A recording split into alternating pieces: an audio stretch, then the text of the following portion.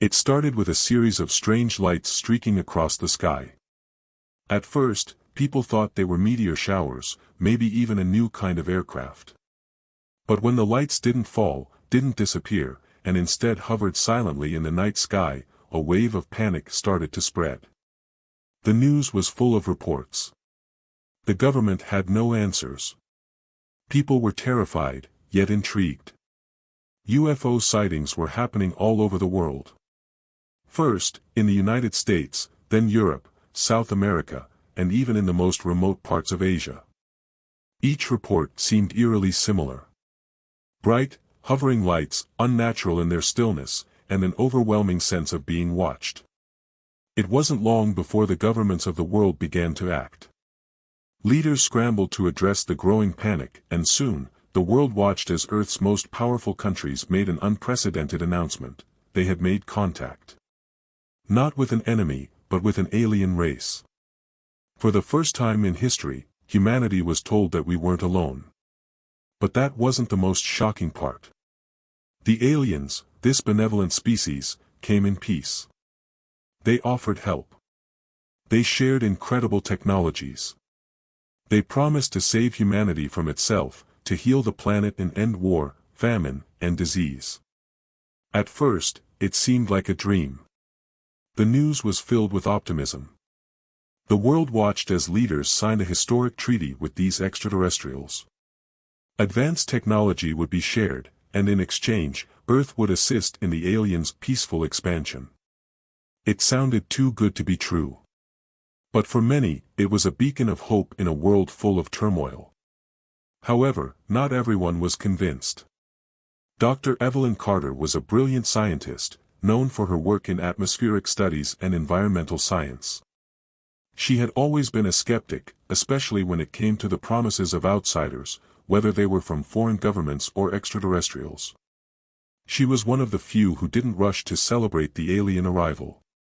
Something about it just didn't sit right with her. She started noticing small, almost imperceptible changes in the atmosphere. First, it was the temperature. Earth's climate had always been unpredictable, but these shifts were different. Something wasn't quite right.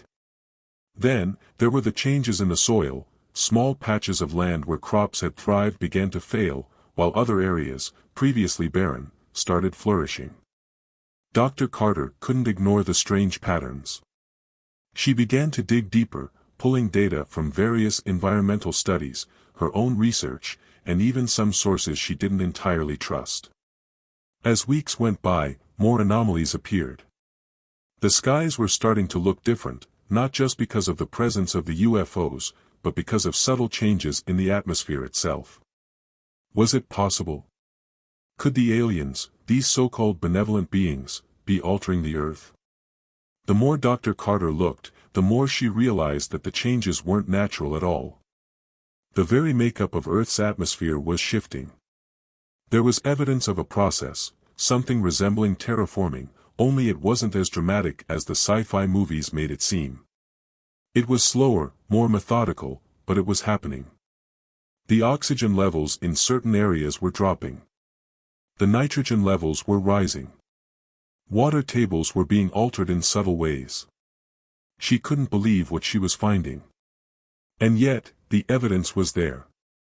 The aliens hadn't just come to offer help, they were slowly reshaping the planet to make it more suitable for their own needs. Earth was becoming a mirror of their home planet, and slowly but surely, the environment was being adjusted to fit their biological needs. But how could this be? The public, the governments, the world leaders, they all seemed to be playing along, celebrating the arrival of these peaceful beings. Why wasn't anyone noticing? Why wasn't anyone questioning what was happening? As Dr. Carter dug deeper, she found herself at odds with the very people who had once been her colleagues. The government officials she tried to approach dismissed her findings. They told her that the changes were part of the natural progression of the Earth's healing, the result of the alien technology that had been integrated into the planet.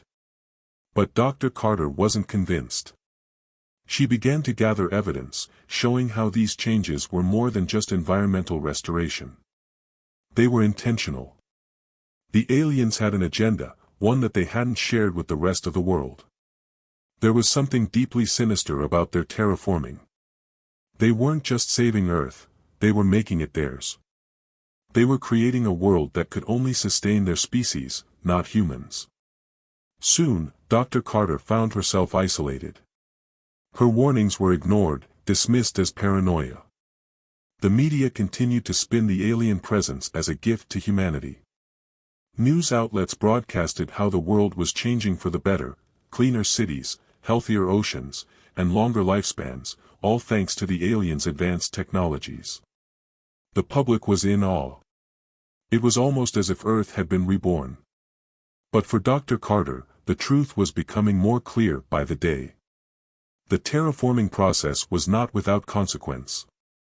Earth's ecosystems were being rearranged. Native species were disappearing. And the longer the process continued, the more humanity would struggle to adapt to the changes. Still, no one listened to her.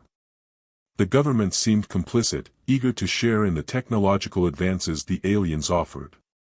They were building cities with alien technology, advancing science in ways humanity had never dreamed possible. In return, they gave the aliens what they wanted, access to Earth's resources. And yet, the deeper Dr. Carter dug, the more she uncovered about the aliens' true purpose. This was no partnership, it was a takeover. There was a growing sense of dread that Dr. Carter couldn't shake. People were starting to see the changes, but they were still too distracted by the wonders the aliens brought to understand the long-term effects. The signs were there, the sudden rise in diseases, strange behavioral changes in humans, and even environmental catastrophes that didn't quite add up. Earth was changing, but it wasn't becoming a paradise, it was becoming something else. As the evidence became undeniable, Dr. Carter realized the terrifying truth. The aliens weren't here to help, they were here to stay. They had come to terraform the Earth for their own survival, and humanity was just another obstacle in their way. The human race wasn't being saved, it was being replaced. Her warnings fell on deaf ears. The governments dismissed her findings as the ramblings of a madwoman. The world continued to celebrate their newfound alien allies, oblivious to the creeping disaster unfolding beneath their feet. As the planet's environment continued to shift, the world began to feel the effects. People started asking questions, but it was too late. By the time the world understood what was truly happening, the aliens had already secured their foothold on Earth. The planet was being remade into something new, something unrecognizable. The world was divided. Some still believed the aliens had good intentions, that they were saving humanity from itself. Others, like Dr. Carter, knew the truth. Earth was falling into the hands of an alien species that cared nothing for its inhabitants. The question remained, would humanity fight back, or would it surrender to a greater power? The truth, as always, would be far more complicated than anyone could imagine.